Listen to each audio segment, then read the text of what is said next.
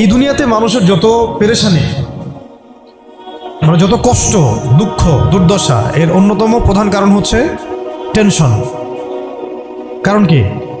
Tension. কিসের tension? রিজিকের tension, চাকরির টেনশন, ব্যবসার টেনশন, আহাল পরিবারের টেনশন, স্ত্রী সন্তান, ভবিষ্যতে কি করব।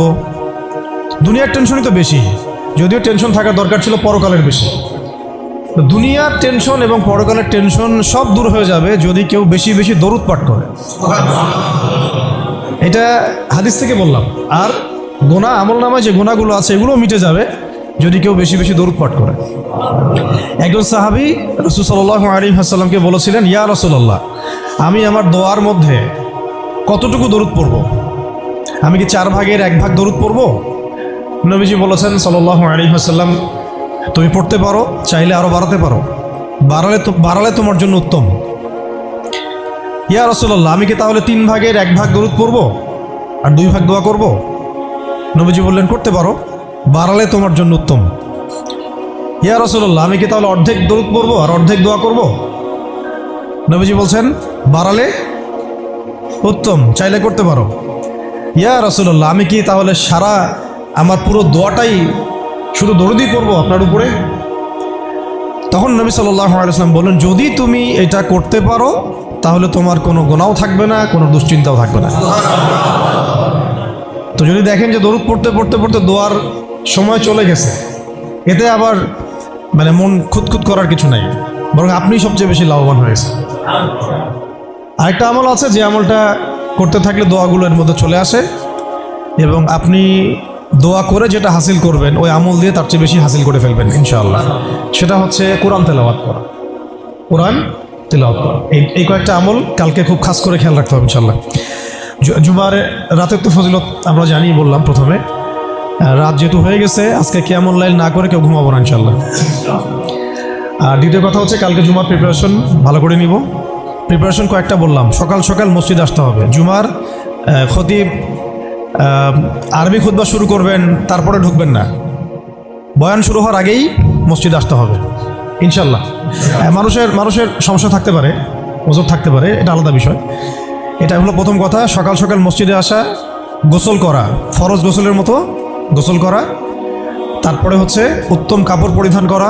উত্তম কাপড় বলতে আমার সবচেয়ে সেরা কাপড়টা। আর আমরা মসজিদে আসি কিন্তু অনেকেই একেবারেই রাফ একটা কাপড় পরে আসি, এটা উচিত হয় না। হাদিসে জিবরিল মিশকাত শরীফে আছে, ওখানে দেখবেন জিবরাইল আলাইহিস সালাম মানুষের রূপ ধরে নবী সাল্লাল্লাহু আলাইহি ওয়াসাল্লামের কাছে এসেছিলেন। তার বর্ণনা দিচ্ছেন সাহাবী ওমর রাদিয়াল্লাহু আনহু, তার কাপড়টা ছিল ধবধবে সাদা।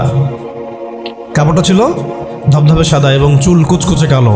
লা ইউরা আলাইহি আসরুস সাফার, তাকে দেখে মুসাফিরও মনে হচ্ছে না, মানে পরিপাটি হয়ে তিনি মসজিদে এসেছেন। কে? জিবরাইল আলাইহিস সালাম। এটা শিক্ষা দিয়েছেন আমাদেরকে যে মসজিদে আসলে পরিপাটি হয়ে আসলে। খুযু যিনাতাকুম ইনদা কুল্লি মসজিদ, প্রত্যেকবার যখন তোমরা মসজিদে আসবে তখন সুন্দর করে আসো, সুন্দর কাপড় পরে আসো। তাহলে সকাল সকাল মসজিদে আসা, হিসাব করেন কয়টা বলতেছে। 1, সকাল সকাল মসজিদে আসা, ফরজ গোসলের মতো গোসল করা। 3, কে বললাম, আতর খুশবু ব্যবহার করা, উত্তম কাপড় পরিধান করা। 4টা। 5টা হচ্ছে ইমামের কাছাকাছি বসা, ইমামের কাছাকাছি বসার চেষ্টা করা। 6, খুতবা মনোযোগের সাথে শ্রবণ করা। খুতবা দুটোই, বয়ানটাও এবং আরবিটা দুটোই খুতবার অংশ। যেহেতু আমাদের দেশের মানুষ মানে আরবিটা বুঝে না, এই কারণে বাংলায় বয়ান করা হয়, কিন্তু খুতবা কিন্তু আরবিতেই, খুতবা কিন্তু আরবিতেই দিতে হয়। অনেকে আবার বলে যে মাতৃভাষাই খুতবা, এটি নিয়ে একটা ইখতিলাফ সৃষ্টি করে দেয়। এখন বলেন তো দেখি, সারা বিশ্বের মধ্যে কোন ভাষাটা সবচেয়ে বেশি বুঝে মানুষ? ইংরেজি। ঠিক বলছেন। কোন ভাষা সবচেয়ে বেশি বুঝে? তো এখন কি হজের খুতবাটা ইংরেজিতে দেওয়া লাগবে? হ্যাঁ, হজে বিভিন্ন জায়গা থেকে মানুষ আসে, এই যে কয়দিন আগে হয়ে গেল, হজের খুতবা হয় না? এখন যেহেতু সব ইন্টারন্যাশনাল ভাষা হচ্ছে ইংরেজি, তেমন কি হজের খুতবাটা ইংরেজিতে দেওয়া লাগবে? খুতবা আরবিতেই। খুতবা কিসে?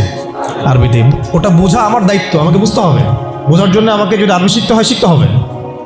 এইভাবে ইসলামী খেলাফত যখন কায়েম ছিল তখন আরবি সারা বিশ্বে ছড়িয়ে পড়েছিল, তখন সবাই মোটামুটি আরবি ভাষা বুঝতো। যখন থেকে খেলাফত চলে গেছে, জাতীয়তাবাদ চলে আসছে, আর কয়েকটা তন্ত্রমন্ত্র, ওগুলো নিয়ে পরে কথা বলছি। এগুলো যতদিন আমাদের পর্যন্ত মানে মাথাটা খেয়ে ফেলছে আর কি আমাদের, তখন আরবিটাও আস্তে আস্তে শিক্ষা ব্যবস্থা থেকে উঠে গেছে। এখন আপনি এটা ঐচ্ছিক হয়ে গেছে, আগে বাধ্যতামূলক ছিল। তো খুতবা শুনবেন, খুতবা শোনার পরে খুতবা চলাকালীন কাউকে ডিস্টার্ব করা যাবে না।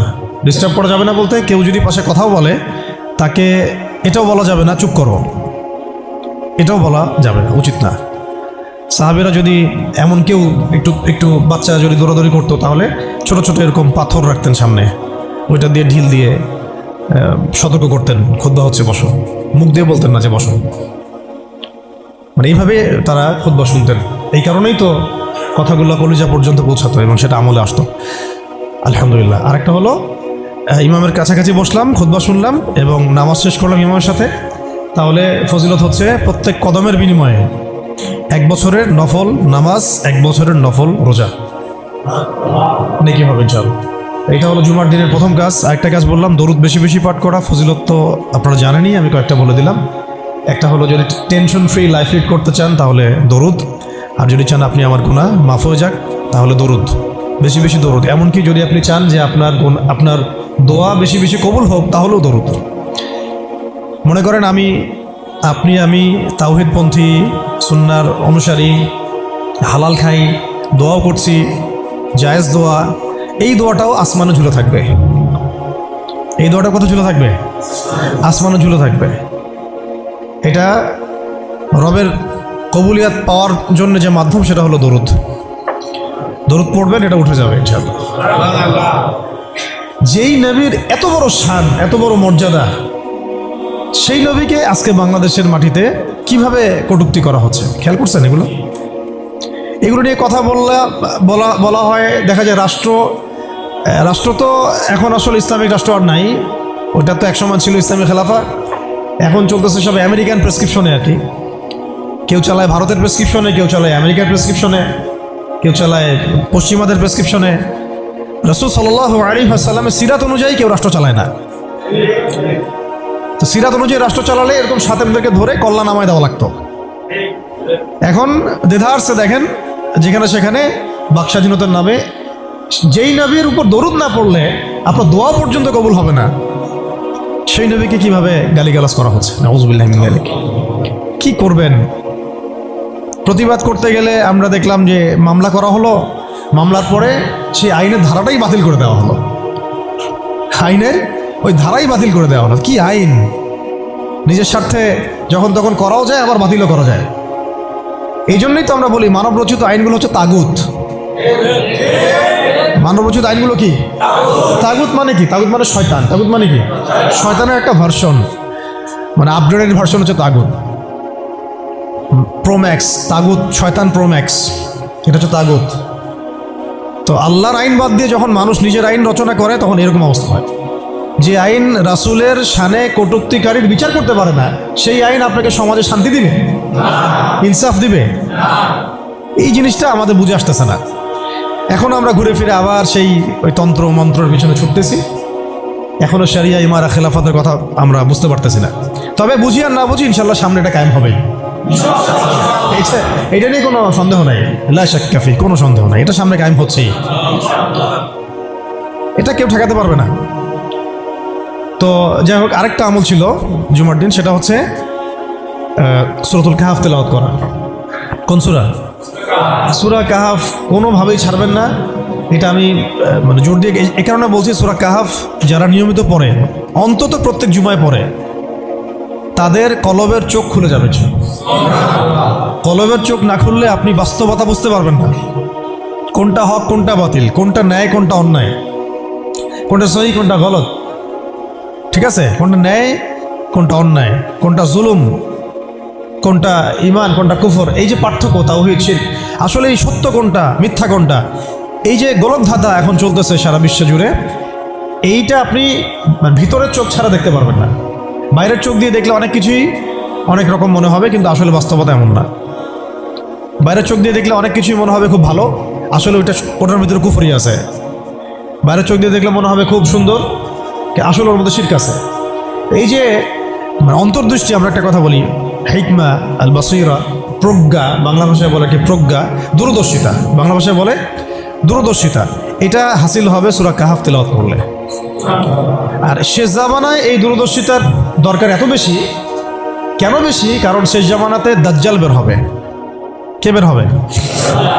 দাজ্জাল বের হবে এবং তার অনুসারীরা বিশ্বকে দাপটের সাথে শাসন করবে, কিছুদিন শাসন করবে আর কি। এবং তার অনুসারী হবে ইহুদিরা। অনুসারী কারা হবে? অনুসারী হবে 4 রকমের, 4 প্রজাতির মাখলুক আর কি, বলে দিলাম। হ্যাঁ, 4 কি 5? আচ্ছা, একটা হচ্ছে ইহুদিরা, দেখতে পারতেছেন ওরা কি করতেছে ইসরায়েলে, ফিলিস্তিনে। 2 নম্বর হচ্ছে নাসারা, যারা খ্রিস্টান এবং যারা ইহুদিদের সাথে জোট গঠন করেছে, আমরা বলি জায়নিস্ট। 3 নম্বর হচ্ছে মোশরেকরা। মোশরেক যেমন ইসরায়েলের সবচেয়ে বড় বন্ধু এখন ভারত। ইসরায়েলের সবচেয়ে বড় বন্ধু কি এখন? ভারত। 4 নম্বর হচ্ছে মুসলিমদের মধ্যে কিছু মুনাফিক। ঠিক যেমন আরবের ফিলিস্তিনের আশপাশে দেখবেন কিছু রাষ্ট্র আছে মুনাফিকদের দ্বারা শাসিত, এরা ইসরায়েলের বন্ধু। আর 5 নম্বর হচ্ছে এক শ্রেণীর মহিলা, যে মহিলাদেরকে মানুষ ঘরে রাখতে পারবে না, এটা হাদিসের মধ্যে আসছে। এই 4টা-5টা শ্রেণী দাজ্জালকে অনুসরণ করবে এবং ওই সময় সারা বিশ্বটার মধ্যে সে এমনভাবে ফিতনা ফাসাদ সৃষ্টি করবে, অনেক ইমানদারও ধোঁকা খেয়ে যাবে। ওই ফিতনা থেকে বাঁচার জন্যে আপনাকে সূরা কাহাফ তেলাওয়াত করতে হবে, যেটা নবী সাল্লাল্লাহু আলাইহি ওয়াসাল্লাম বলেছেন যে ব্যক্তি সূরা কাহাফ তেলাওয়াত করবে জুমার দিনে, বা প্রথম 10টা আয়াত মুখস্থ করবে, প্রথম 10টা আয়াত মুখস্থ করবে, আল্লাহ পাক তার জীবদ্দশায় যদি দাজ্জাল বেরো হয়, আল্লাহ পাক তাকে হেফাজত করবে ইনশাআল্লাহ। এই আমলগুলো জুমার দিন ছাড়া ঠিক হবে না কোনোভাবেই। তো প্রতি সপ্তাহে আমলগুলো জারি থাকবে ইনশাআল্লাহ। আল্লাহ পাক সবাইকে করার তৌফিক দান করেন। তো আজকে আমি লম্বা আলোচনা করার সময় পাচ্ছি না, ইনশাআল্লাহ আপনাদের সাথে আবার দেখা হবে ইনশাআল্লাহ। কোনো একদিন দিনের বেলা এসে লম্বা সময় দেওয়ার চেষ্টা করবো ইনশাআল্লাহ।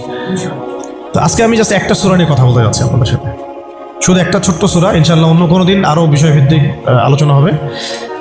এই সূরাটা হচ্ছে সূরা কাফিরুন। কোন সূরা? সূরা কাফ। সবাই জানি না সূরাটা? কিছু বিষয় আছে এই সূরার মধ্যে যেগুলো আমরা অনেকে জানি কিন্তু বুঝতে পারছি না। ওইটা বোঝানোর জন্য আমি একটু পুরাতন আলোচনা নতুন করে করার চেষ্টা করছি আর কি। তার আগে একটা ফজিলত বলি যে সূরা কাফিরুন যে ব্যক্তি রাতের বেলা তেলাওয়াত করবে, ঘুমানোর আগে তেলাওয়াত করবে আর কি, আল্লাহ রাব্বুল আলামিন তাকে শিরকের পাপ থেকে হেফাজত করবেন। মনে রাখবেন যে জাহান্নামে যাবে সবচেয়ে বেশি মানুষ শিরকের পাপের কারণে।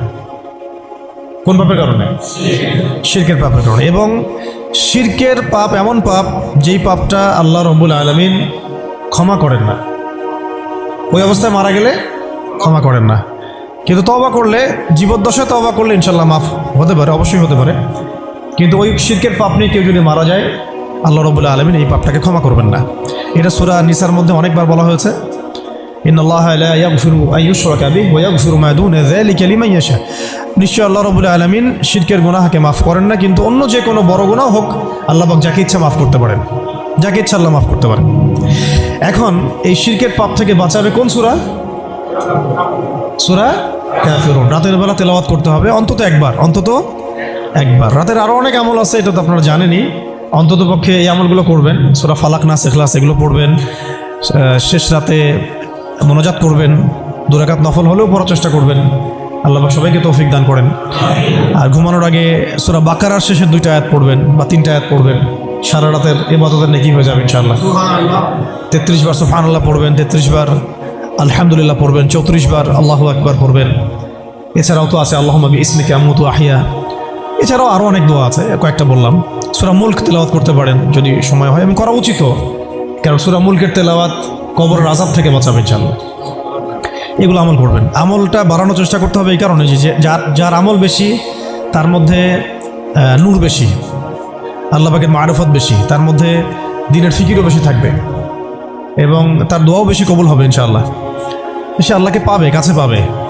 আমল ভালো হলে আখলাক ভালো হবে, আখলাক ভালো হলে তার দ্বারা সমাজ উপকৃত হবে।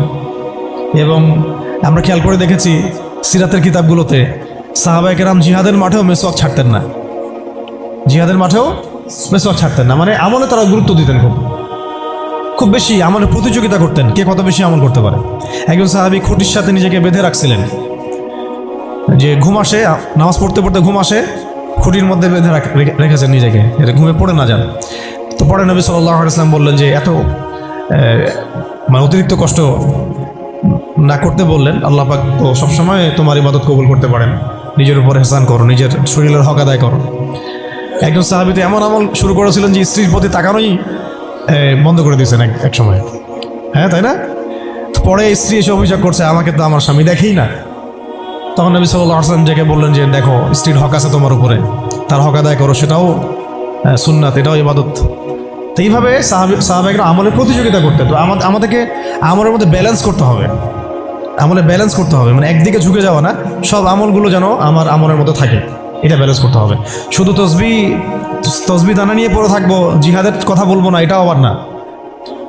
আবার শুধু জিহাদের কথাই বলবো, দিন কায়েমের কথাই বলবো, নিজের ইবাদত আমল ঠিক থাকবে না, এমনও না। মানে সব কিছু ব্যালেন্স থাকতে হবে, আকীদা, আমল, সুন্নাহর ইত্তেবা সব ব্যালেন্স থাকবে। সবচেয়ে জরুরি দুইটা বিষয়ে আমরা মাথায় রাখবো, একটা হলো ইবাদত, একটা হচ্ছে দিন কায়েম। একটা হলো ইবাদত, একটা হলো দিন কায়েম। ইবাদত তো ব্যক্তিগত ব্যাপার, এটা জীবনের প্রত্যেকটা ক্ষেত্রে ইবাদত থাকবে। আর দিন কায়েম করতে হবে জীবনের প্রতিটা ক্ষেত্রেই, শুধুমাত্র ব্যক্তিগত জীবনে, ইবাদত বন্দেগীর জীবনে না, আমার অর্থনীতি, ব্যবসা বাণিজ্য, আমার সংস্কৃতি, শিক্ষা এবং রাজনীতির মধ্যেও। আল্লাহ পাক তৌফিক এনায়েত করেন। তো এখন যেটা বলতে চাচ্ছিলাম যে একদিন আপনারা তো সিরাত মোটামুটি পড়েছেন, সিরাত মানে রাসূল সাল্লাল্লাহু আলাইহি ওয়াসাল্লামের জীবনী তো মোটামুটি পড়েছেন আমি আশা করি।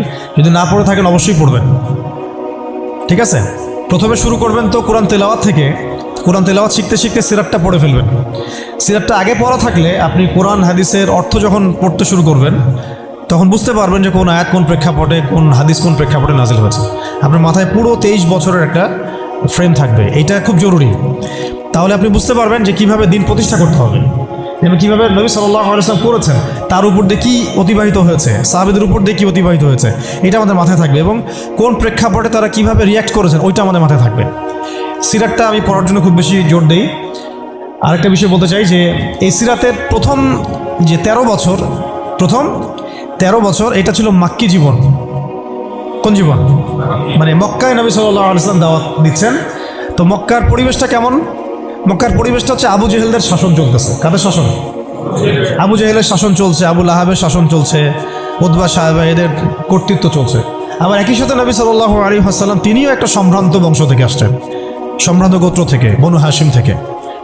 তো তার গোত্রের মর্যাদা অনেক বেশি, ঠিক আছে? আর এদিকে বনু মাখজুম, বনু এই তাইম, বনু তাই, বনু আদি, আরও অনেক গোত্র আছে। তো তারাও কিন্তু মোটামুটি প্রভাবশালী। তো রাজনৈতিক যে ক্ষমতাটা, মক্কার রাজনৈতিক যে ক্ষমতাটা, এটা আছে ওই সময় Abu Jahl, Abu Lahab, Utba সাহেব এদের হাতে। এবং ওদের একটা পার্লামেন্ট ছিল, ওর নাম ছিল দারুন নাদওয়া। কি নাম ছিল? দারুন নাদওয়া। তারা আল্লাহকে বিশ্বাস করত, একটু ভালো করে বোঝার চেষ্টা করেন। তারা আল্লাহ পাককে বিশ্বাস করত, আল্লাহ বলে একজন আছে, এটা তারা আকীদা ঠিক রাখত। এমনকি আল্লাহ পাক সৃষ্টিকর্তা, আল্লাহ পাক রিজিক দাতা, আল্লাহ সন্তান দাতা, এটাও তারা বিশ্বাস করত। কারা বিশ্বাস করত? Abu Jahl, Abu Lahab, Utba সাহেবা, তারাও বিশ্বাস করত। তাহলে কিসে বিশ্বাস করতো না? তারা তাওহীদে রুবুবিয়্যাত বিশ্বাস করতো, কিন্তু উলুহিয়াত, আসমা ও সিফাতে বিশ্বাস করতো না। মানে আল্লাহ পাকেরই যে বিধান মানতে হবে, আল্লাহ পাকেরই যে দাসত্ব করতে হবে এবং মৃত্যুর পর জবাবদিহিতা আছে, এই বিষয়গুলোতে তারা বিশ্বাসী ছিল না। এখন প্রথম 3 বছর নবী সাল্লাল্লাহু আলাইহি ওয়াসাল্লাম গোপনে দাওয়াত দিয়েছেন। কত বছর? প্রথম 3 বছর। আর চতুর্থ বছর থেকে প্রকাশ্যে দাওয়াত শুরু হয়েছে। মক্কার কত বছর মোট? 13 বছর। এই সময় তো ইসলামী রাষ্ট্র কায়েম হয় নাই, হয়েছে? দাওয়াত হয়েছে, খালি দাওয়াত। কোন পরিবেশে দাওয়াত বলবো? আবু জেহেলের যে রাজত্ব, ওর মধ্যে দাওয়াত হয়েছে। মনে করেন যে আপনি এখন আছেন মোদির রাজত্বে, মনে করেন। তো ওই রকম একটা পরিবেশে যদি ইসলাম আসে, ওইটা একটা মক্কার মিসাল হইতে পারে, যে ওইটা একটা মক্কার মতো পরিবেশ। ওইখানে আপনি দাওয়াত, সবাই অমুসলিম, সবাই মূর্তি পূজারী, সবাই মুশরিক, ওখানে আপনি ইসলামের দাওয়াত দিচ্ছেন। পরিস্থিতি কত কঠিন! কঠিন না সহজ? অনেক কঠিন। শুধু যে শিরক আছে তা না, ওই সমাজে সুদও আছে। কি আছে ওই সময়? সুদ আছে। ওই সমাজের মধ্যে জেনা আছে, ওই সময় ব্যভিচার আছে, ওই সময় মাদক দ্রব্য আছে, মেয়েদের অবমাননা আছে, কন্যা সন্তানকে জীবন্ত দাফন করা হয়, তারপরে জুয়া আছে, মারামারি, হানাহানি, কাটাকাটি, গোত্রে গোত্রে দ্বন্দ্ব, এগুলো একটা সমাজের মধ্যে। একটু চিন্তা করেন, কল্পনা করেন। আপনার এই এলাকা কি এমন?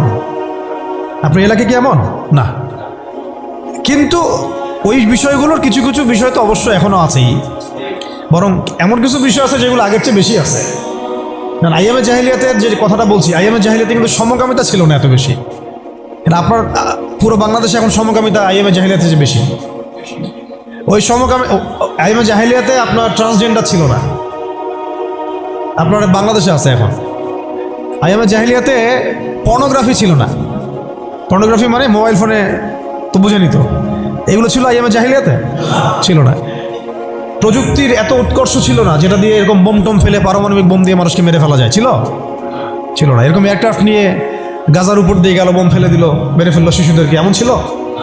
মানে অনেক ব্যাপার আমি আপনাকে দেখাতে পারবো যেগুলো আইয়ামে জাহিলিয়াতের চাইতে এখন অনেক বেশি আছে শয়তানি। কিন্তু কিছু কিছু বিষয় ছিল যেগুলো আবার আইয়ামে জাহিলিয়াতে ছিল না। এক কথায় আমরা এটা বলতে পারি যে নবী সাল্লাল্লাহু আলাইহি ওয়াসাল্লাম যখন নবী হয়ে এসেছেন তখন 23 বছরের মধ্যে তিনি আইয়ামে জাহিলিয়াতকে কবর দিয়ে গেছেন। কিন্তু যখন থেকে আবার খোলাফায়ে রাশেদা শাসন চলে গেছে, ইসলামী খেলাফতগুলো আস্তে আস্তে আস্তে আস্তে অ্যাবলিশ হয়ে গেছে, তখন আবার নতুন করে এই জাহিলিয়াতগুলো এই সমাজে, শুধু সমাজে না, সমাজে, রাষ্ট্রে, বিশ্বের বুকে একেবারে একদম ঢুকে গেছে না, মানে একদম শেকড় গেড়ে ফেলছে। এখন সময় হচ্ছে ওই আবার নতুন শেকড় গাড়া জাহালাতগুলোকে উপড়ে ফেলার, এইটা সময় এখন। এই জন্য পরিস্থিতিটা বুঝতে হবে যে নবী সাল্লাল্লাহু আলাইহি ওয়াসাল্লাম কোন জায়গায় দাওয়াতের কাজ করছিলেন। চোখ বন্ধ করে চিন্তা করেন যে একটা সমাজের মধ্যে খালি মূর্তি, সবাই মূর্তি পূজা করে, সবাই সুদ খায়, ধরেন সবাই বেশিরভাগই দেখা যায় জেনা করে, মেয়েদের তেমন কোনো বৈবাহিক অধিকার নাই, সম্পত্তির অধিকার নাই, বাচ্চাকে কবর দিয়ে দিচ্ছে জীবন্ত, মদ খাচ্ছে মানুষ, জুয়া খেলতেছে, মারামারি করছে, ইত্যাদি ইত্যাদি ইত্যাদি। এরকম একটা অবস্থায় রাসূলুল্লাহ সাল্লাল্লাহু আলাইহি ওয়াসাল্লাম ইসলামের দাওয়াত দেওয়া শুরু করলেন। দাওয়াত দিতে দিতে প্রথম 3 বছর তিনি গোপনে দাওয়াত দিয়েছেন, গোপনে গোপনে গোপনে দাওয়াত দিয়েছেন। ওই সময় কিন্তু তৈরি হয়েছে আবু বকর রাদিয়াল্লাহু আনহু, ওসমান রাদিয়াল্লাহু আনহু, আলী ইবনে আবি তালেব, যায়েদ ইবনে হারসা, এই সাহাবায়ে কেরাম তৈরি হয়েছেন ওই সময়। আব্দুল্লাহ বিন মাসউদ, বিলাল ইবনে রাবাহ, এই সাহাবায়ে কেরাম তৈরি হয়েছেন কিন্তু ওই প্রথম 3 বছরেই, 3-4 বছরেই। এরপর যখন প্রকাশ্যে দাওয়াত দেওয়া শুরু করলেন, যখন ওমর এবং হামজা রাদিয়াল্লাহু আনহু তাদের মতো সাহাবীর ইসলাম কবুল করলেন, প্রকাশ্যে দাওয়াত শুরু হলো, তখন হকার বাতিলের দ্বন্দ্ব শুরু হলো। মানে সত্য নিয়ে আপনি যখন মাঠে নামবেন তখনই মিথ্যার সাথে দ্বন্দ্ব শুরু। এটার নিয়ম, চিরায়ত নিয়ম। ব্যাস Abu Jahl, Abu Lahab, Utba, সাহেবারা তো খেপে গেল। এখন এমন কোনো পথ পদ্ধতি নাই যেটা তারা অ্যাপ্লাই করে নাই। প্রথমে আঘাত করলো এভাবে, আরে ওর কথা শোনার দরকার নাই, সে তো মাজনুন, ব্যক্তিগত আক্রমণ। খেয়াল করে দেখবেন এখনও আপনি বাংলাদেশে দাওয়াতের কাজ শুরু করেন, সবার আগে আপনি শয়তানদের পক্ষ থেকে, মানে মানুষ এবং জিন শয়তান উভয়, দুটার কথাই বলতেছি, শয়তানদের পক্ষ থেকে সবার আগে বাধা পাবেন, আপনার ব্যক্তি নিয়ে সবার আগে আক্রমণ করা হবে। আগে ব্যক্তিগত জীবনে আক্রমণ করা হবে, আগে আপনাকে রাষ্ট্রীয় নির্যাতনের শিকার করা হবে না, ওটা পরে আসবে, শেষে আসবে। আগে ব্যক্তি থেকে, তারপর পরিবার থেকে, সমাজ থেকে, ধর্মনেতা থেকে, তারপর রাষ্ট্র থেকে, এইভাবে বাধা আসে আর কি। তো রাসূল সাল্লাল্লাহু আলাইহি ওয়াসাল্লামকে প্রথমে বলা হচ্ছিল যে মাজনুন, নাউজুবিল্লাহ মিন যালিক, সাহের, জাদুঘর, নাউজুবিল্লাহ, ফারিকুল জামাত বিভক্ত করতেছে, নাউজুবিল্লাহ। তারপরে বলা হচ্ছে আর কি বলেন, শায়ের, কবি, আর এরকম প্রায় 8-10টা কথা বলা হচ্ছিল, 8-10টার মতো কটাক্ষ করা হচ্ছিল প্রথম 3 বছরে। কিন্তু তেমন কোনো শারীরিক নির্যাতন করা হচ্ছিল না প্রথমে, আগে এভাবে ব্যক্তিকেন্দ্রিক আক্রমণ করা হচ্ছে। এরপর আল্লাহ পাক জবাব দিচ্ছেন, কোরআন নাজিল হচ্ছে, প্রত্যেকটার অ্যান্সার আসতেছে কোরআনে, তাই না? দাওয়াতের গতি বাড়তেছে, আলহামদুলিল্লাহ। মানুষ তো একবার ইসলামে আসলে আর ফিরে যাচ্ছে না, জান্নাতের খবর পেয়ে গেছে মানুষ। কোথায় ছিলাম, অন্ধকার থেকে আলোতে চলে আসছে। আর যারা এই নূরের স্বাদ একবার পেয়েছে তারা কি আর ফিরে যাবে? এখনও দেখেন অনেক বড় বড় পাপী মানুষ, আমরা নিজেও দেখেছি, নিজেরা অনুভব করেছি, বহু বড় বড় পাপী মানুষ রাসূল সাল্লাল্লাহু আলাইহি ওয়াসাল্লামের রওজার সামনে গিয়ে সালাম দিয়েই একেবারে তওবা করে খাঁটি মুমিন হয়ে গেছে। বহু মানুষ আছে এমন, অনুভূতি কাজ করে ওখানে গেলে। একটা অনেক পাপী মানুষ ছিল, কাবাঘর ধরে যেই টাচ করছে কাবাঘরে, চোখ দিয়ে দরদর করে পানি পড়া শুরু হয়েছে, সে তার লাইফকে সংশোধন করে নিয়েছে। আর সেখানে তো সাহাবীরা রাসূলের কাছে যাচ্ছেন, তার দরবারে বসছেন, হাতে হাত রেখে বায়াত করতেছেন, তাকে তার পা ধুয়ে দিচ্ছেন, তাকে ওযু করাই দিচ্ছেন, সারাদিন তারা রাসূল সাল্লাল্লাহু আলাইহি ওয়াসাল্লামের সাথেই আছে। কত বড় সৌভাগ্যের বিষয়। এখন প্রথমে যখন দেখা গেল এইসব দিয়ে কাজ হচ্ছে না, তারপর তারা অর্থনৈতিক চাপ দেওয়া শুরু করলো, সামাজিক বয়কট করা শুরু করলো। কারা? কারা? Abu Jahl, Abu Lahab, Utba সাহেব। আমি কিন্তু এই কয়েকটা নাম বলছি, এটা কিন্তু শুধু নাম নয়, এটা একটা ক্যারেক্টার, চরিত্র। আজকের বিশ্ব আবু জেহেল আছে, আবু লাহাব আছে, উতবা সাহেবরা আছে না? সেম পদ্ধতি তারাও কিন্তু অবলম্বন করতেছে ইসলামকে দমন করার জন্য। সেম সেম, এটা মিলাই নেবেন আপনারা সিরাত থেকে। এবার শুনেন, অর্থনৈতিক চাপ দিয়ে কোনো কাজ হচ্ছে না, ব্যক্তিগত আক্রমণ করে কাজ হচ্ছে না, শারীরিক নির্যাতন করেও কাজ হচ্ছে না। সাহাবীদেরকে মেরে ফেলা হচ্ছে, সুমাইয়া রাদিয়াল্লাহু আনহাকে মেরে ফেলা হয়েছে না, শহীদ করা হয়েছে। তারপরে ইয়াসির রাদিয়াল্লাহু আনহুকে শহীদ করা হয়েছে মক্কায়। এরকম সাহাবীদেরকে নির্মম নির্যাতন করা হচ্ছে। বেলাল রাদিয়াল্লাহু আনহুকে পিটানো হচ্ছে, উসমান রাদিয়াল্লাহু আনহুকে পর্যন্ত মারা হয়েছে, আবু বকর রাদিয়াল্লাহু আনহুকে উতবা মেরেছে একদিন, লাআনাহুল্লাহ। এখন শারীরিক নির্যাতন করে কোনো কাজ হচ্ছে না, ঈমান থেকে সরানো যাচ্ছে না, অর্থনৈতিক বয়কট করে কাজ হচ্ছে না। 3 বছর বয়কট করে দিল বনু হাশেমকে, মনে আছে আপনাদের? গাছের ছালপাতা খেয়ে তারা থাকলেন শিয়াবে আবু তলেবে। 3 বছর বয়কট, সমাজ থেকে বয়কট, গালিগালাজ করে কোনো কাজ হচ্ছে না, এমনকি জীবন কেড়ে নিয়েও, জান নিয়েও কোনো কাজ হচ্ছে না। এই আন্দোলন, এই লা ইলাহা ইল্লাল্লাহ মুহাম্মাদুর রাসূলুল্লাহ বিপ্লবী কালিমাকে থামানো যাচ্ছে না। কোন পরিবেশে?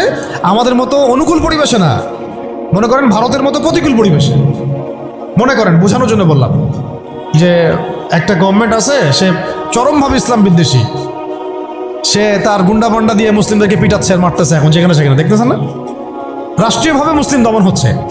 একটা তো হলো রাষ্ট্রীয়ভাবে না, মানে অরাজনৈতিকভাবে কেউ ইসলামের বিরোধিতা করতেছে, সেটা আলাদা ব্যাপার। একটা হচ্ছে রাষ্ট্রীয়ভাবে ইসলামকে দমন করা হচ্ছে। কোথায়? ভারতে, সবাই জানি। তো রাষ্ট্রীয়ভাবে দেখেন গাজ্জাকে আজকে ধ্বংসস্তূপে পরিণত করা হলো বৈশ্বিকভাবে। জাতিসংঘের প্রত্যক্ষ মদত এগুলো হয়েছে, আমেরিকার প্রত্যক্ষ সহযোগিতা এগুলো হয়েছে, পশ্চিমাদের প্রত্যক্ষ মদত এগুলো হয়েছে। এখন কথা হচ্ছে, আপনাকে পরিস্থিতিটা বুঝতে হবে যে আবু জেহেল, আবু লাহাবদের অবস্থা কেমন ছিল, ওই সমাজটার অবস্থা কেমন ছিল।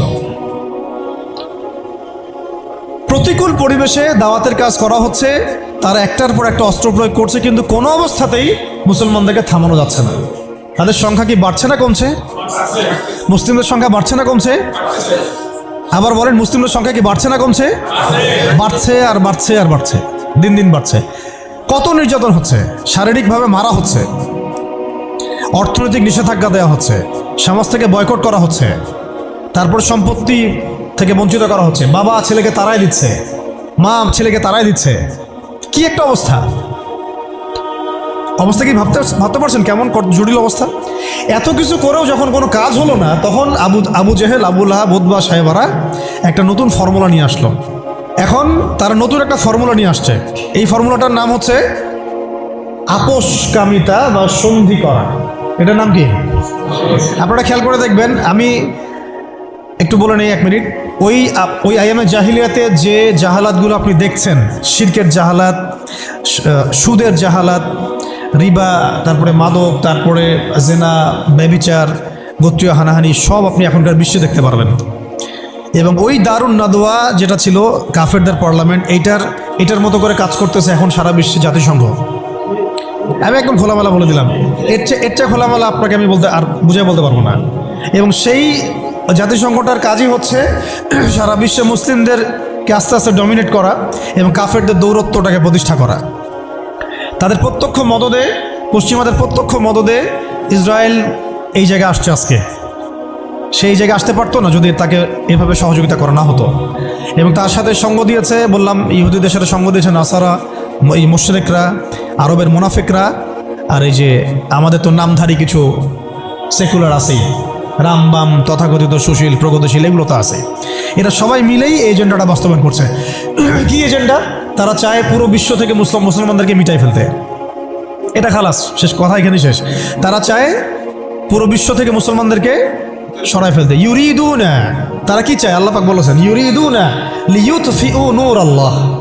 তারা চায় আল্লাহ পাকের নূর, মানে আল্লাহর যে আলো, মানে ইসলাম, এই দ্বীন ইসলাম, এটাকে মুখের ফুৎকারে নিভাই ফেলতে চায় তারা। কিন্তু আল্লাহ পাক বলেছেন, আল্লাহু ইউতিম্মু নূরাহু, কিন্তু আল্লাহ পাক তার নূরকে প্রজ্বলিত করবেন। ওয়ালাউ কারিহাল কাফিরুন ওয়া ফি আয়াতিন উখরা ওয়ালাউ কারিহাল মুশরিকুন।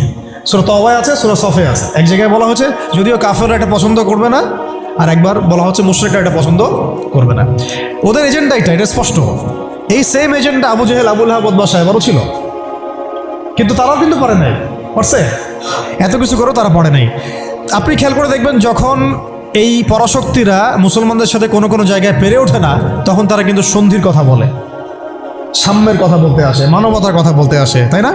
ঐক্যের কথা বলতে আসে, মৈত্রীর কথা বলতে আসে। যখন দেখে যে মুসলমানদের হাতে খুব মাইর খাচ্ছে, যেমন ধর সিরিয়াতে বেশ মাইর খাইছে, মাঝে মাঝে হামাসের কাছে মাইর খাচ্ছে, যখন মাইর খায় পারে না তখন বলে যে যুদ্ধবিরতি চাই। তো ইসলামী অনুশাসনে আমরা যখন যুদ্ধবিরতির পক্ষে কথা বলার চেষ্টা করি বা আমরা যে রায় দেই, যখন দেখা যায় যুদ্ধবিরতির সেই সন্ধিকে লঙ্ঘন করে তারা আবার নিরীহ মানুষকে বোমা হামলা চালায়, ওই রাস্তাটাকে তারা বন্ধ করে ফেলে। এটা মুনাফিকি করে তারা, প্রতারণা। আবার যখন আফগানিস্তানে তারা মাইর খাইছে 20 বছর 40 বছর, তখন এসে আবার কিন্তু লেজ ঘুরে ঠিকই পালাইছে। মানে আমি একটা ক্যারেক্টার বললাম ওদের। নর্মালি তারা আপনাকে প্রথমে আক্রমণ করবে না, আপনাকে আদর্শ দিয়ে মোটিভেট করার চেষ্টা করবে, ডিমোটিভেট করার চেষ্টা করবে, তারপরে আপনাকে অর্থনৈতিক বয়কট করবে, সামাজিকভাবে ফেতনা ছড়াই দিবে, রাজনৈতিক ওদের পাপেটগুলোকে দিয়ে আপনাকে শাসন করবে। সে সরাসরি এসে আপনার গলা চিপে ধরবে না, তার দালালদেরকে দিয়ে আপনাকে অ্যারেস্ট করাবে। আর কি খোলামেলা বলতে পারবো? সরাসরি সে এসে আপনাকে হত্যা করবে না, বরং তার দালালদেরকে দিয়ে আপনাকে নির্যাতন করাবে। এটা হয়ে আসছে ইতিহাসে, এখনও হচ্ছে এগুলাই। কিন্তু যখন দেখা যাবে মুসলিমরা খুবই শক্ত অবস্থায় আছে ইমানের দিক থেকে, কোনো অবস্থায় টলানো যাচ্ছে না, ঠিক যেমন সাহাবীদের মতো, তখন তারা নতুন একটা ফর্মুলা নিয়ে আসবে। কি ফর্মুলা? এই যে এই ফর্মুলাটা, সন্ধি, ঐক্য, মৈত্রী, মানবতা, এইসব শব্দ কিছু নিয়ে আসবে। নিয়ে এসে বলবে, ঠিক আবু জেহেল যেভাবে বলছিল যে হে মুহাম্মদ, তুমি তো আমাদের সন্তান, আমাদের তো ভাতিজা, তাই না? চাচা ভাতিজা সম্পর্ক আমাদের, তো তোমাদের সাথে আমাদের এত দ্বন্দ্বের তো দরকার নাই। একটা কাজ করো, আসো তোমরা একটা বছর আমাদের লাত উজ্জা হবল মানাতের ইবাদত করো, আমরা 1 বছর তোমার আল্লাহর ইবাদত করব। কেমন মনে হচ্ছে প্রস্তাবটা? বলেন, কার প্রস্তাব? Abu Jahl, Abu Lahab, Utba সাহেবাদের প্রস্তাব। এটার সাথে আজকে বিশ্ব মিলাই নিয়েন, ওটা আপনারা মিলাবেন। আমি ধরাই দিচ্ছি, মিলাবেন কারা নিজেই বুঝতে পারবেন আপনি যে কথা কোন দিকে যাচ্ছে এখনকার প্রেক্ষাপটে আর কি। 1 বছর তোমরা আমাদের লাত উজ্জা হবল মানাতের ইবাদত করো, আর 1 বছর আমরা তোমার আল্লাহর ইবাদত করব। এখন সরাসরি এইভাবে আপনাকে বলবে না যে তোমরা ইসলাম ছেড়ে দাও, তোমরা সবাই ইসলাম ছেড়ে কাফের হয়ে যাও, হিন্দু হয়ে যাও, খ্রিস্টান হয়ে যাও, ইহুদি হয়ে যাও। এরা একটা বলবে না আপনাকে, এই শয়তানরা। বরং এরা আপনাকে কি বলবে জানেন? তোমরা মুসলমানই থাকো, ঈসাই মুসলিম হয়ে যাও। কি বলবে? মুসলমান থাকো, কি হয়ে যাও? ঈসাই মুসলিম হয়ে যাও, এটাও তো মুসলিম। তোমরা মুসলমান থাকো, কাদিয়ানি মুসলিম হয়ে যাও। কি মুসলিম হয়ে যাও? এটা ওই যে খাচ্ছেন আপনারা, এটা এই তো জাহালাত, সব কাদিয়ানি তো এগুলো এগুলো এগুলো এগুলো এগুলো না খাওয়া সওয়াবের কাজ। এটা না খাওয়া, না কেনা, এদের সাথে ব্যবসা বাণিজ্য না করা আপনার সওয়াবের কাজ, করাটা গুনাহের কাজ। এই ফতোয়াটা কি আমাদের ওস্তাদরা দিতে পারবেন না? এটা আমি কি ভুল ফতোয়া দিয়েছি? একটা হচ্ছে সাতেম, যে আল্লাহ রসুলকে গালি দেয়, আর একটা হচ্ছে সে নিজেকে নবী দাবি করে। কে বড় কে বড় পাপী? দুটা তো পাপী, অবশ্যই দুটাই তো পাপী, দুইটাই মুরতাদ, দুটোই হত্যাযোগ্য অপরাধ করছে। কিন্তু একজন বলছে যে আমি নিজেই নবী, আর একজন নিজেকে নবী দাবি করে নাই, বলছে মুহাম্মদ নাউজুবিল্লাহ, সে নাউজুবিল্লাহ একটা কথা বলে ফেলছে, নাউজুবিল্লাহ মিন যালিক, আমরা বলতে পারবো না। এখন কথা হচ্ছে দুজনেই কিন্তু সাতেম, দুজনেই কিন্তু মুরতাদ, উভয়কেই হত্যা করতে হবে। ইসলামী ফিকহে এটাই আছে। কিন্তু এর মধ্যে বড় পাপীটাকে, যে নিজেকে, তো ওই যে খাচ্ছেন গ্রামাঞ্চলের মানুষ, সহজ সরল মানুষ, এগুলো বুঝতেও পারছে না যে কোন ফাঁদে পড়ে গেছে মানুষ। আল্লাহ আমাদেরকে বোঝার তৌফিক দান করেন। আর তারা এই নীরবে নীরবে নীরবে তাদের শিকড়টাকে শক্ত করেছে, অর্থনৈতিক ভিত্তি শক্ত করেছে, তাদের জনবল বাড়াইছে, বিভিন্ন জায়গায় তারা জায়গাটাকে কিনে ফেলছে। এমনও সাতক্ষীরের মধ্যে একটা আমরা গ্রামে গিয়েছিলাম যেখানে ওদেরই সংখ্যা বেশি, মুসলমানদেরকে তারা ওই দোকান ভাড়া দিচ্ছে। আমরা তো আসি ওই যে হাত বাঁধবো কোথায়, তাই না, এই যে এগুলো নিয়ে। আর এদিকে যে কি অবস্থা ভিতরে, যে মানে আমাদের কি অবস্থা, এটা এটা এটা বোঝার জন্য সূরা কাহাফ তেলাওয়াত করেন, তাহলে বুঝতে পারবেন ইনশাআল্লাহ। তা আমি বলছিলাম যে ওটা অন্য প্রসঙ্গ, এটা নিয়ে আপনারা খতমে নবুয়ত একটা বিভাগই আছে মার্কাজুদ দাওয়ায়, খতমে নবুয়ত বিভাগ আছে একটা। ওই খতমে নবুয়তের অনেক কিতাব, অনেক আর্টিকেলস সব ছাপানো হয়ে গেছে। এগুলো আপনারা পড়লেই বুঝতে পারবেন কত বড় ধোঁকাবাজি, কত বড় প্রতারণা। এটা নিয়ে ইনশাল্লাহ আরেকদিন কথা বলবো ইনশাল্লাহ, ঠিক আছে? তবে এদের সাথে কোনো রকম সম্পর্ক রাখবেন না, কোনো রকম না। এটা আপনি ইমানের দাবি। আমি বলছি না যে আপনি অস্ত্র নিয়ে আপনি গিয়ে তাকে গর্দান নামায় দেন, এটা আপনি করতে পারবেন না। এটা আপনি করার মতো এখন আপনার ক্ষমতা নাই। যদি এটা ইসলামিক রাষ্ট্র হতো তাহলে আমরা এটার ব্যবস্থা নিতে পারতাম। এটা ইসলামিক রাষ্ট্র নয়, এটা একটা গণতান্ত্রিক রাষ্ট্র, সেকুলার রাষ্ট্র এবং জাতীয়তাবাদী রাষ্ট্র, এবং এই মতবাদগুলো ইসলামের সাথে সাংঘর্ষিক। ঘোরায় পেঁচায় খাওয়ানোরও কোনো সুযোগ নেই। এই মতবাদগুলো দিয়ে আপনি ইসলামী শরিয়া রাষ্ট্র কায়েম করতে পারবেন না, শেষ কথা। এটা চেষ্টা করে দেখে নেন, পারবেন না, কেউ পারে না আজ পর্যন্ত। এখন মূল যেটা কথা ছিল যে ওরা বলেছিল কি 1 বছর ইবাদত করো লাত উজ্জা হবল মানাতের, আমাদের মূর্তিগুলার, আমরা 1 বছর তোমার আল্লাহর ইবাদত করবো, ঠিক আছে? এখনকার আবু জাহেল, আবু লাহাব, উতবা সাহেবেরা বলছে তোমাদের ধর্ম চেঞ্জ করার দরকার নাই, তোমরা ইসাই মুসলিম হয়ে যাও, তোমরা কাদিয়ানি মুসলিম হয়ে যাও। ওর নাম দিচ্ছে আহমদিয়া মুসলিম জামাত। তোমরা ধর্ম চেঞ্জ করার দরকার নাই, তোমরা আমাদের সুদভিত্তিক অর্থনীতিটা গ্রহণ করো। কি সুদের বিরুদ্ধে বললে অনেকে একটু খারাপ লাগে না? তোমরা ধর্ম চেঞ্জ করার দরকার নাই, লা ইলাহা ইল্লাল্লাহ পড়ো, মুহাম্মদ রাসূলুল্লাহ পড়ো, নামাজ পড়ো, হজ করো, উমরা করো, যাকাত দাও, কোনো সমস্যা নাই, কিন্তু আমাদের সুদভিত্তিক ব্যাংকিং সিস্টেমটা নাও। মানুষ নিয়েছে, প্রত্যেকটা মুসলিম কান্ট্রির মধ্যে এখন সুদভিত্তিক ব্যাংকিং সিস্টেম আছে। বুঝতে পারছি আমি কথা? তোমাদের ধর্ম চেঞ্জ করার দরকার নাই, তোমরা সমকামিতাটাকে প্রমোট করো। তোমরা মুসলমান থাকো, মুহাম্মদের উম্মত থাকো সাল্লাল্লাহু আলাইহি ওয়াসাল্লাম, সমকামিতাটাকে প্রমোট করো। এই যে প্রমোট করছে আমাদের ছাত্র ভাইরাও তো প্রমোট করছে, যারা কয়দিন আগে করলেন, রাস্তায় নেমে আন্দোলন করলেন। আপনাদের কাছে এটা আমরা আশা করি নাই। এই জন্য তো আবু সাইদ রক্ত দেয় নাই। আপনারা যদি গাদ্দারি করেন তাহলে এই প্রজন্ম আপনাদেরকেও ছাড়বে না। সমকামিতা প্রমোট করছেন ঘুরাই ফিরায়, আবার অনলাইনে দেখলাম শাতিমের পক্ষও নিচ্ছেন, শাতিমের পক্ষ নিয়েও কথাবার্তা বলছেন, আবার ভিতরে ট্রান্সজেন্ডারটাকে প্রমোট করছেন, ট্রান্সজেন্ডার। তো ওরা বলছে পশ্চিমারা, এখনকার আবু জাহেল, আবু লাহাব, উতবা সাহেবরা বলছে যে ধর্ম চেঞ্জ করার দরকার নাই, ট্রান্সজেন্ডার তোমরা প্রমোট করো। ট্রান্সজেন্ডার কি? বাহিরে অন্ডকোষ আছে, মন নাকি মেয়ে মেয়ে করে। আর কি খোলামেলা বলবো? এটা এখন আস্তে আস্তে লিগালাইজ হয়ে যাচ্ছে, দিন দিন নর্মাল হয়ে যাচ্ছে, নর্মালাইজ হয়ে যাচ্ছে এগুলা। যেমন সুদ আগে ছিল, মানুষ খাইলে একটু করতো, আরে আমি সুদখোর, মানুষ আমি সুদখোর বলবে, আস্তে আস্তে কমন হয়ে গেল, সবাই খাওয়া শুরু করলো, এটা নর্মাল হয়ে গেল। এখন ট্রান্সজেন্ডার দেখবেন কেউ ট্রান্সজেন্ডার হচ্ছে, তাই না? এটাকে মানুষ নিন্দার চোখে দেখছে। আল্লাহ না করুক দেখবেন কয়েকদিন পরে দেখবেন এটাও নর্মাল হয়ে গেছে।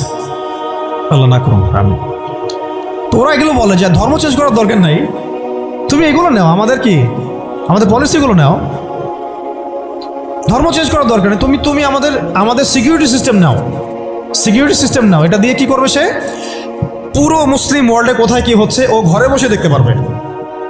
কে?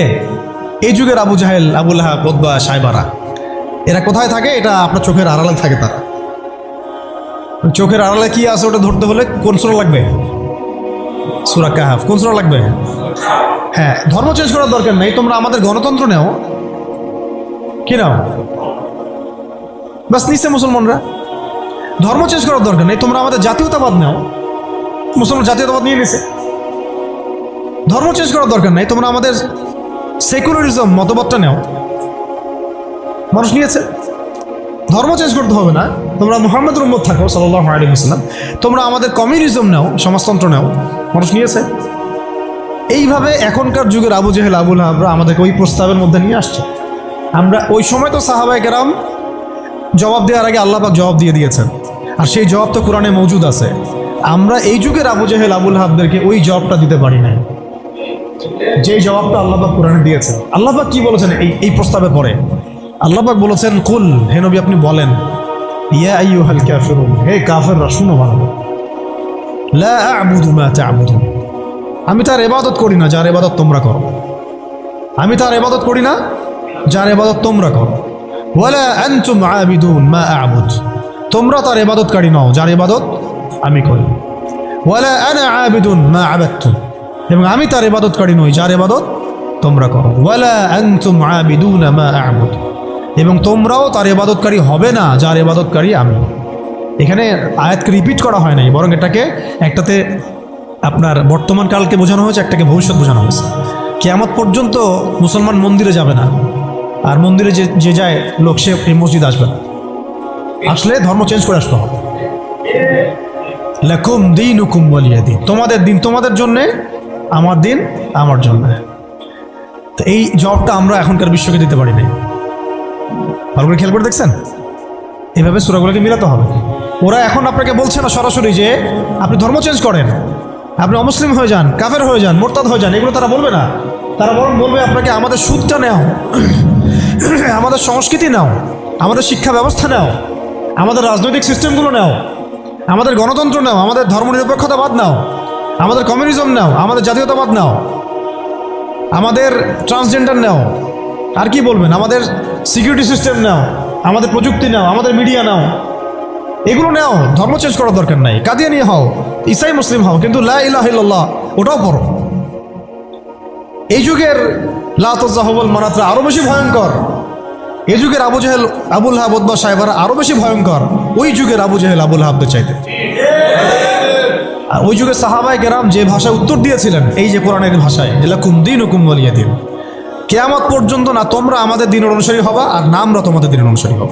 তোমাদের সাথে আমাদের এইসব আদর্শিক কোনো ঐক্য হইতে পারে না, আদর্শিক কোনো ঐক্য হতে পারে না। হ্যাঁ, ব্যবসা বাণিজ্য হতে পারে, কি হতে পারে, ব্যবসা বাণিজ্য হতে পারে, মুআমালাত মুআশারাত হতে পারে, প্রতিবেশী হিসেবে থাকতে পারে, অনেক কিছু আছে। কিন্তু আদর্শিক যেখানে, ইসলাম যেখানে প্রশ্নবিদ্ধ, ইসলামের মৌলিক বিষয় যেখানে ক্ষতিগ্রস্ত হবে বা বাধাপ্রাপ্ত হয়, এরকম কোনো উসুলে তোমার আমার কখনো ঐক্য হতে পারে না। এখন যে কথাগুলো আমি বললাম, এগুলো কি ইসলামের মৌলিক বিষয় না? কেউ যদি ট্রান্সজেন্ডার হয়ে যায় সে কি আর মুসলিম থাকবে? কেউ যদি কাদিয়ানি হয় সে কি আর মুসলিম থাকে? কেউ যদি ইসাই মুসলিম হয় মুসলিম থাকবে? কেউ যদি চরম সুদখোর হয়, সে তো আল্লাহর সাথে যুদ্ধ করতেছে, রাসূলের সাথে যুদ্ধ করতেছে, সে কিভাবে মুসলিম হতে পারে? কেউ যদি এরকম পশ্চিমা তন্ত্রমন্ত্রের পূজা করে, সে কি আর মুসলিম থাকতেছে নাকি? ফাসেক হয়ে যাচ্ছে। এখন কথা হচ্ছে, এই সূরা থেকে আমাদের এই শিক্ষাগুলো নিতে হবে যে আজকের বিশ্বেও, আজকের এই জামানাতেও কোনো অবস্থাতেই এই কাফের, মুশরিক, মুরতাদ, মুনাফিক এবং এই জায়নিস্ট শক্তির এরকম কোনো তন্ত্রমন্ত্রের ফাঁদে আমাদেরকে পা দেওয়া যাবে না। কেন দেওয়া যাবে না? কারণ আল্লাহ রাব্বুল আলামিন আমাদেরকে পরিপূর্ণ শরিয়া দিয়েছেন, পরিপূর্ণ কোরআন দিয়েছেন, সুন্নাহ দিয়েছেন, প্রত্যেকটা বিষয়ের পুঙ্খানুপুঙ্খ সমাধান দিয়েছেন। আমার অন্য কারো কাছ থেকে সমাধান ধার করারও কোনো দরকার নেই। আমাদের ব্যক্তিগত জীবনের হেদায়েত কোরআন সুন্নাহে মওজুদ আছে, পারিবারিক হেদায়েত আছে, সামাজিক আছে, শিক্ষা ব্যবস্থার আছে, সংস্কৃতির আছে, রাষ্ট্রীয় এবং রাজনৈতিক হেদায়েতও আছে। আমাকে তোমার কাছ থেকে তন্ত্রমন্ত্র ধার করতে হবে না। এই বিষয়টা আমাদের খুব ভালো করে বুঝতে হবে, কোন ক্ষেত্রে কি হেদায়েত আছে, এইটার জন্য আমাদেরকে পড়াশোনা করতে হবে, দেখতে হবে, জানতে হবে, খুঁজতে হবে, ওলামায়ে কেরামের সাথে মাশওয়ারা করতে হবে। আর কোনো জায়গায় যদি দেখেন যে কোনো আলেমও এগুলোতে প্রভাবিত হয়ে গেছে, তাহলে আপনি হকপন্থী আলেম খুঁজে বের করবেন। এইভাবে আমাদেরকে সামনের পথটা চলতে হবে। এই সূরার পর একটা সূরা আছে, কি নাম? সূরা নাসর। কোন সূরা? তাই না? সূরা নাসর না? এই শেষ করে দেই, একটু অনেক দেরি হয়ে গেছে। এখন যখন কোন প্রেক্ষাপটে সূরা কাফিরুন নাজিল হয়েছিল আপনাকে তো বলছি একবার, ওই রকম প্রেক্ষাপটে এই সূরা নাজিল হয়েছে। আর এখন তো আমরা আছি ইসলাম বান্ধব পরিবেশের মধ্যে, তাহলে আমরা কেন এই যুগের আবুল হাব, আবু জাহেল, উতবা সাহেবাদের এই তন্ত্রমন্ত্রগুলোর অনুসারী হব, ওদের ধোকায় পা দিব? যেখানে ওর ইসলামকে আক্রমণ করবে আমরা কেন সেখানে সায় দিব? অথচ মক্কার মতো অবস্থায় সাহাবায়ে কেরাম এইভাবে জবাব দিয়েছেন সূরা কাফিরুনের জবাবে। আর এখন তো আমার সামনে নামাজের পরিবেশ আছে, যাকাতের পরিবেশ আছে, আমরা মুসলিম সংখ্যাগরিষ্ঠ, আমরা সবাই লা ইলাহা ইল্লাল্লাহ বুঝি, আলহামদুলিল্লাহ আমরা নামাজ পড়ছি, তিলাওয়াত করছি, অনুকূল পরিবেশ আছে। এখন কেন আমাকে এই যুগের আবু জাহেল, আবুল হাবদের দাসত্ব করতে হবে বলেন? কোনো যুক্তি আছে? যুক্তি তো নাই, কোনো কারণও নাই। কারণ নাই। এই সূরার পরেই আল্লাহ পাক বলেছেন, ইযা জাআ নাসরুল্লাহি ওয়াল ফাth, যখন আল্লাহর সাহায্য আর বিজয় আসবে, মানে ওই রকম প্রতিকূল অবস্থাতেই বিজয়ের সুসংবাদ দিয়ে দেওয়া হয়েছে। যে এই অবস্থা চিরকাল থাকবে না, তো এইটা তোমরা সবর করে এটা উতরায় উঠো, এখানে ইমানের পরীক্ষাটা দাও, পাশ করো। ইযা জাআ নাসরুল্লাহি ওয়াল ফাতহ, সামনেই আসতেছে তোমাদের জন্য বিজয়। এটা সূরা সফেও আছে, ওয়া উখরা তুহিব্বুনাহা নাসরুম মিনাল্লাহি ওয়া ফাতহুন করিব ওয়া বাশশিরিল মুমিনিন। আর তোমরা যেটা পছন্দ করো দুনিয়ার, তোমরা দুনিয়াবি বিজয় অর্জন করবা, সেটাও সামনে আসতেছে। ফাতহুন করিব, আল্লাহ বলেছেন করিব, নিকটে আসবে এটা। ওয়া বাশশিরিল মুমিনিন ওয়া রাআইতান নাস ইয়াদখুলুনা ফি দীনিল্লাহি আফওয়াজা। একটা সময় আসবে মানুষ দলে দলে আল্লাহর দ্বীনে ঢুকতে থাকবে, তখন আল্লাহ পাক বলেছেন ফাসাব্বিহ বিহামদি রাব্বিকা ওয়াস্তাগফির ইন্নাহু কানা তাওয়াবা। এবং যখন এই বিজয়টা আসবে তখন এই Abu Jahl, Abu Lahab, Utba, শায়বা এদের অস্তিত্ব কি হবে? তাব্বাত ইয়াদা আবি লাহাবি ওয়া তাব। আবু লাহাবের হাতও ধ্বংস হবে, সে নিজেও ধ্বংস হবে। মিলাতে পারছেন সিকোয়েন্সটা? এইভাবে আসছে বিষয়টা। যখন এই বিজয় আসবে তখন এই সব আবু লাহাব ধ্বংস হয়ে যাবে। আবু লাহাব এখানে শুধু একজন ব্যক্তি নয়, আবু লাহাব এখানে একটা রূপকথা, একটা উপমাও বটে। প্রত্যেক যুগে যুগে আবু লাহাব থাকবে। এই যুগের আবু লাহাব কারা জানেন? যারা সুদ ভিত্তিক এই ব্যাংকিং সিস্টেমের এই হর্তাকর্তা, এরা হচ্ছে এই যুগের আবু লাহাব। মা আগনা আনহু মালুহু ওয়া মা কাসাব। তাদের এইসব হারাম মাল কোনো কাজে আসবে না, এবং তারা এগুলো যেটা অর্জন করেছে সেটা কোনো কাজে আসবে না। সায়াসলা নারান যাতা লাহাব, আগুনে প্রবেশ করবে তারা। ওয়া ইমরাতুহু, এবং তার স্ত্রীও। এখানে স্ত্রী মানে শুধু স্ত্রী না, স্ত্রী মানে কিন্তু সহযোগী। স্ত্রী মানে কি? সহযোগী। এরা কিন্তু একা কাজ করে না। আমি বললাম না একজনের সহযোগী? ইহুদিদের সহযোগী নাসারারা। আমেরিকা ছাড়া ইসরায়েল চলতে পারে নাকি? আমেরিকা ছাড়া ইসরায়েল চলতে পারবে? আমরা তো এতই সুশীল মার্কা প্রতিবাদ করি অনেকে, যে ইসরায়েলের বিরুদ্ধে কথা বলি, এদিকে আবার আমেরিকাকে খুশি রাখি। এ আবার কোন মুনাফিক? এটা আবার কোন মুনাফিক রে ভাই? সাপের মাথা তো আমেরিকা। ও তাকে অস্ত্র দেয়, সে তাকে প্রযুক্তি দেয়, সে তাকে সমরাস্ত্র দেয়, সে তাকে সাপোর্ট দেয়, সে তাকে মানে লাইসেন্স দেয় যে তুমি মারো, মুসলমানদেরকে মারো। জবাবদিহিও করারও দরকার নাই বিশ্বের সামনে। তারা কি জবাবদিহি করে? আমরা মারছি, আমাদের খারাপ লাগছে বলছে?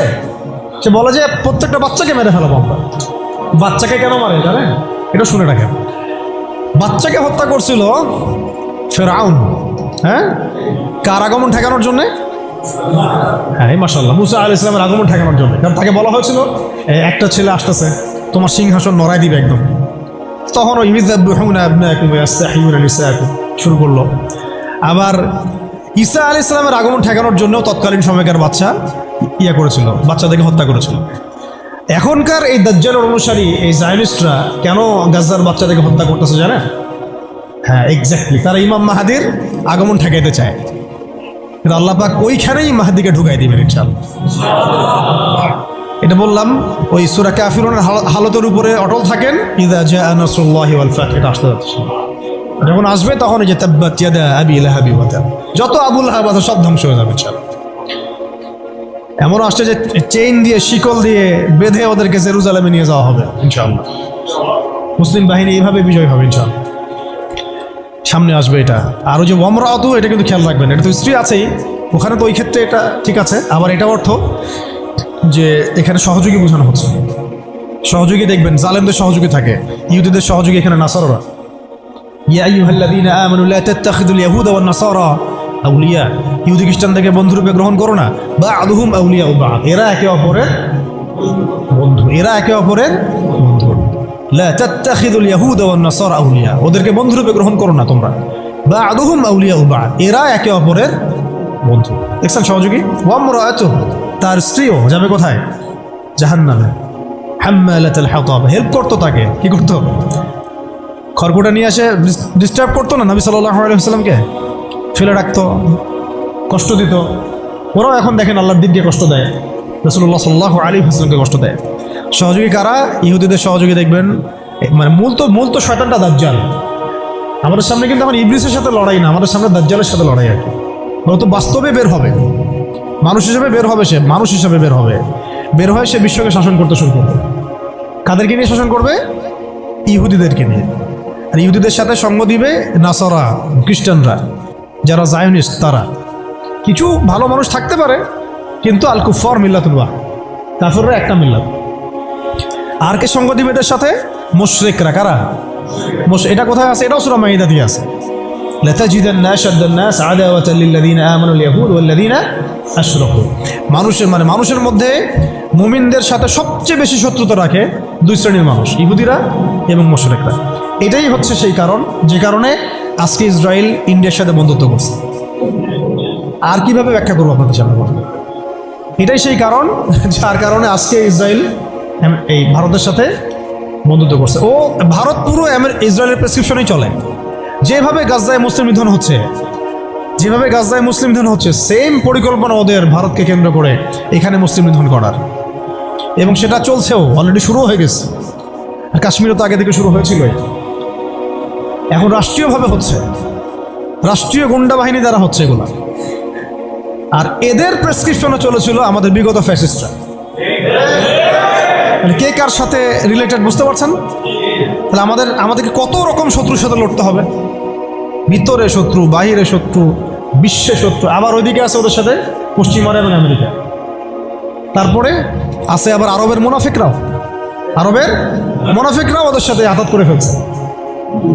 আর মুশরিকরা তো আছেই। আর বললাম এক শ্রেণীর নারী, রাম বাম, প্রগতিশীল, সুশীল, এরাও ওদের সাথে যোগ দিবে। তাহলে আপনার আমার লড়াইটা কত কঠিন! ওই যে সূরা কাফিরুনের ওই অবস্থায় টিকে থাকাটা কত কঠিন। লাকুম দীনুকুম ওয়ালিয়া দীন, কত কঠিন। ওই সিরাতের রাস্তা পাড়ি দেওয়া লাগবে, ওই সবর করতে হবে, মারও খাওয়া লাগতে পারে, জানও যাবে, হিজরতও করা লাগতে পারে। হিজরত করেছেন নবী সাল্লাল্লাহু আলাইহি ওয়াসাল্লাম। তারপরে ইসলামী রাষ্ট্র আল্লাহ পাক দিবেন ইনশাআল্লাহ। কিসের মাধ্যমে দিবেন? দাওয়াত, তাবলীগ এবং জিহাদের মাধ্যমে। দাওয়াত, তাবলীগ এবং জিহাদের মাধ্যমে, শুধু দাওয়াত আর তাবলীগের মাধ্যমে না, দাওয়াত, তাবলীগ এবং সাথে জিহাদও থাকতে হবে। তারপরে ইসলামী রাষ্ট্র ব্যবস্থা আসবে ইনশাআল্লাহ। এরপরে দেখেন কি বলা হলো, ওয়ামরাআতুহু, তার স্ত্রীও থাকবে, হাম্মালাতুল হাতাব ফি জিদিহা হাবলুম মিন মাসাদ। দেখেন ওর গলায় থাকবে জাহান্নামে ওই যে ছোবরা, রশি। মানে হেল্প করার কিছু উপকরণও ছিল, কিছু উপকরণ দিয়ে সে ইসলামের বিরোধিতা করতো, দুশ্মনী করতো। এখনো তারা অনেক উপকরণ বের করে ফেলছে ইসলামকে মানে ক্ষতিগ্রস্ত করার জন্য। এমনকি দেখেন কত নতুন নতুন প্রযুক্তি আসছে, এই প্রযুক্তিগুলো দিয়ে তারা ইসলামের ক্ষতি করতেছে।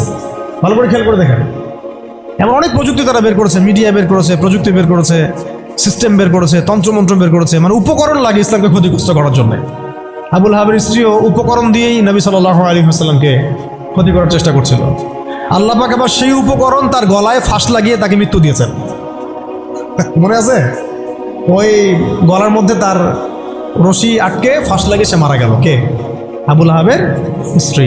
এই যে ইসলামের ক্ষতি করার জন্য যে উপকরণগুলো তারা বের করেছে, শুনে রাখেন, ইসলামের ক্ষতি করার জন্যে, ইসলামকে ধ্বংস করার জন্যে আর মুসলিম নিধনের জন্য তারা যে উপকরণগুলো তৈরি করেছে, যে সিস্টেমগুলো তৈরি করেছে, যে মিডিয়াগুলো তৈরি করেছে, যে প্রযুক্তিগুলো তৈরি করেছে, এগুলোই ওদের ধ্বংসের কারণ হবে ইনশাআল্লাহ। এমনও হইতে পারে সামনের বিশ্বে ওদের হাতে তৈরি করা পারমাণবিক বোম দিয়ে ওরাই মরবে ইনশাআল্লাহ। দেখে নিন, এটাও হইতে পারে ইনশাআল্লাহ। এটা সম্ভাবনা আছে, হবে এটা তো আমি বলতে পারবো না, এটা হতে পারে, সম্ভাবনা আছে, সম্ভাবনা আছে। আল্লাহ পাক যেন এদের মধ্যে শত্রুতা লাগায় দেন, একে অপরকে দিয়ে ধ্বংস করায় দেন। আমি যেভাবে ওরা মুসলিমদেরকে ধ্বংস করার পায়তারা করেছে, এর চেয়ে 1000 গুণ বেশি ধ্বংস আল্লাহ পাক তাদেরকে করে নেন। আমরা দোয়া করবো কাদের জন্য? তাদের মনের মধ্যে ইসলামের জন্য সিম্প্যাথি আছে, সফট কর্নার আছে, ইসলামকে মন থেকে ভালোবাসে, এই ভাইদের জন্য আমরা দোয়া করবো। এই জন্য আমরা বাংলাদেশের এই সিস্টেমের মধ্যে ধরেন আর্মি, র্যাব, পুলিশ, বিজিবি, আমাদের পলিটিশিয়ান যারা বুঝে না বুঝে বিভিন্ন মানে জালেমের সহযোগীও হয়ে গেছে, আমরা সবার জন্যই দোয়া করি আল্লাহ পাক যেন তাদের সবার হৃদয়টাকে ঘুরায় দেন। তাদের মধ্যে অনেক মানুষ আছে যারা বুঝে না বুঝে হয়তো দুনিয়াবি কোনো স্বার্থে অন্যায়ের পথে চলে গেছে, বা বুঝে না, ইসলামটা বুঝে না, কিন্তু আবার ইসলামকে ভালোবাসে, আমরা এই ভাইদের জন্য দোয়া করতে পারি। এই জালেমদের জন্য আমরা কি দোয়া করতে পারি? অতএব ফি জিদিহা হাবলুম মিন মাসাদ, এটাও হবে, দেখে নিন। আর শেষ কথা কি, এটা কে করবেন? এই পুরো পরিকল্পনাটা কার? এই পুরো পরিকল্পনা হচ্ছে পরের সূরায় কুল হুয়াল্লাহু আহাদ। এটা এক আল্লাহর পরিকল্পনা। কোন আল্লাহ? আল্লাহুস সামাদ, যিনি কারো মুখাপেক্ষী না, তিনি আমাদেরও মুখাপেক্ষী না। এটা আল্লাহ করাবেন, আল্লাহর বান্দাদেরকে দিয়ে আল্লাহ করাবেন। কোন আল্লাহ? লাম ইয়ালিদ, যিনি কাউকে জন্ম দেন নাই, ওয়া লাম ইউলাদ, তাকেও কেউ জন্ম দেয় নাই, ওয়া লাম ইয়াকুল লাহু কুফুয়ান আহাদ, তার মতো সমতুল্য আর কেউ নাই। অতএব তোমরা যতই বাড়াবাড়ি করো, যতই তোমরা ইসলামের বিরুদ্ধাচরণ করো না কেন, ইসলামকে ধ্বংস করার চেষ্টা করো না কেন, সূরা কাফিরুন থেকে মক্কা বিজয় পর্যন্ত হালত আসবে ইনশাআল্লাহ। আর এখন যা চলতেছে এটাও ইনশাআল্লাহ আস্তে আস্তে পরিবর্তন হতে থাকবে এবং ইনশাআল্লাহ আমরা আবার বাইতুল মুকাদ্দাস জয় করবো ইনশাআল্লাহ। এই বিষয়ে কোনো সন্দেহ নাই যে সামনে ইসলামের বিজয় আসবে এবং মুসলিমদের সেই হারানো সেই গৌরব ঐতিহ্য আবার ফিরে আসবে। কিন্তু এইটা আপনার ঘরে বসে থাকলে রেডিমেড হাতে মান্না সালোয়ার মতো আসবে না। এটা মান্না সালোয়ার আসার যুগ না, এটা আবাবিল পাখি আসারও যুগ না। এখানে পাথর আপনাকেই ছুটতে হবে। আবাবিল পাখি এসে পাথর ছুটবে না, এটা পাথরটাকে ছুটতে হবে, আপনাকেই ছুটতে হবে। ব্যাস, আল্লাহ পাক শর্ত দিয়ে দিয়েছেন, ইন তানসুরুল্লাহ ইয়ানসুরকুম, তোমরা আল্লাহর দিনকে সাহায্য করো, আল্লাহ তোমাদেরকে সাহায্য করবেন। ওয়া ইউসাব্বিত আকদামাকুম, আল্লাহ তোমাদের পা শক্ত করে দিবেন। ওয়া ইন তাতাওয়াল্লাউ ইস্তাবদিল কওমান গায়রাকুম, তোমরা যদি মুখ ফিরে চলে যাও আল্লাহ পাকের কিছু যায় আসে না। আল্লাহুস সামাদ, আল্লাহ অন্য কওমকে হেদায়েত দিয়ে তোমাদের স্থলাভিষিক্ত করবেন। সুম্মা লা ইয়াকুনু আমসালাকুম, তারা তোমাদের মতো হবে। ব্যাস, এই হলো মূল কথা। তাহলে আমরা চাচ্ছি আল্লাহর ইবাদত করতে, তার জমিনে তার দিনকে বিজয় করতে। তো এই বিজয় কি এমনি এমনি আসবে? কাজ করতে হবে তো নাকি? কয়েকটা কাজ আমরা করবো ইনশাল্লাহ, নিয়ত করতে পারি। প্রত্যেকেই দিনের ফরজ জ্ঞান অর্জন করবো ইনশাল্লাহ। ঠিক আছে ইনশাল্লাহ? শেষ রাত শুরু হয়ে গেছে, আল্লাহ পাক যেন তৌফিক দান, আমিন। এখন দোয়া কবুল হবে। প্রত্যেকেই দিনের ফরজ জ্ঞান অর্জন করবো ইনশাল্লাহ। আমল বাড়াই দিব ইনশাল্লাহ। হালাল হারাম মেনে চলবো ইনশাল্লাহ। আমাদের পরিবারের পর্দার ব্যাপারে খেয়াল রাখবো, আমাদের শিক্ষার ব্যাপারে খেয়াল রাখবো এবং জীবনের একটা নির্দিষ্ট ক্ষেত্রে ইবাদত করবো এমন না, পুরো জীবনটাকেই সুন্নাহ ভিত্তিক ঢেলে সাজাবো ইনশাল্লাহ। এর পাশাপাশি প্রত্যেকটা এলাকায় আপনারা ঐক্যবদ্ধ থাকবেন, জামায়াবদ্ধ থাকবেন। এখন তো আর ওই অবস্থা নাই যে একজন আমি এরা সবাই মামুর হয়ে আছে, এমন তো অবস্থা নাই। তাই প্রত্যেকটা অঞ্চলেই তাওহীদপন্থী মানুষরা একসাথে থাকবেন ইনশাআল্লাহ। আর ইসলামপন্থী যে ভাইরা আছেন, বিভিন্ন দল সংগঠন করছেন, তাদের সাথে মিলেমিশে থাকবেন। একে অপরের সাথে কোনো কাদা ছোড়াছড়ি বা কোনো রকমের দ্বন্দ্বে যাবেন না। তাদের দ্বারা ইসলামের উপকার হলো তো আলহামদুলিল্লাহ। কিন্তু যদি দেখা যায় তারাও এইসব তন্ত্রমন্ত্রের ধোকায় পড়ে গোলক ধাঁধায় হারায় যান, এতে আল্লাহর কিছু যায় আসবে না। আল্লাহ পাক শরিয়া কায়েম করাই দিবেন ইনশাআল্লাহ। তারাও বুঝতে শিখবে, বুঝতে পারবে যে এইসব পশ্চিমা তন্ত্রমন্ত্র দিয়ে শরিয়া কায়েম হবে না। অন্ততপক্ষে কিছু যদি উপকার হয় তাহলে তাও তো ভালো, ইসলামের জন্য ওইটুকু ভালো। নাই মামার চেয়ে তো কালাম মামা ভালো বলি আমরা কথা। শেষ কথা হচ্ছে, এইগুলোর সাথে আমাদের ব্যাপক দাওয়াতের কাজ লাগবে, ব্যাপক দাওয়াতের মেহনত লাগবে এবং প্রয়োজনে জিহাদের প্রস্তুতি রাখতে হবে। এই কাজগুলো একত্রিত হলে ইনশাল্লাহ দেখবেন সূরা কাফিরুন থেকে মক্কা বিজয় ইনশাল্লাহ হয়ে যাবে। আচ্ছা, এইগুলো আমি আবেগ থেকে কথা বলেছি এমন না, এটা বাস্তব। এটা বাস্তব ছিল, অতীতেও হয়েছে এবং প্রত্যেক শতাব্দীতেই ইসলাম বিজয়ী ছিল, এই শতাব্দীতেও হবে ইনশাল্লাহ। আল্লাহ পাক যেন সেই কাফেলা আমাদেরকে কবুল করেন। আল্লাহ পাক যেন আমাদের মধ্যে যারা ইখলাস রাখেন, মনের মধ্যে ইখলাস রাখেন, সেই প্রত্যেক ভাইকে আল্লাহ পাক সেই মাকবুল জামায়াতের মধ্যে, মাকবুল কাফেলার মধ্যে কবুল ও মঞ্জুর করে নেন। হয় আমরা এই মিশনে হাঁটতে হাঁটতে আমরা হয় শহীদ হয়ে যাব, না হলে ইনশাল্লাহ আমাদের হাতেই আল্লাহ পাক বিজয়ের পতাকা দিয়ে দিবেন। ব্যাস, সবাই একটা দোয়া পড়েন আমার সাথে। সুবহানাকা আল্লাহুম্মা ওয়া বিহামদিকা আশহাদু আল লা ইলাহা ইল্লা আনতা আস্তাগফিরুকা ওয়া আতুবু ইলাইক। আসসালামু আলাইকুম ওয়া রাহমাতুল্লাহ।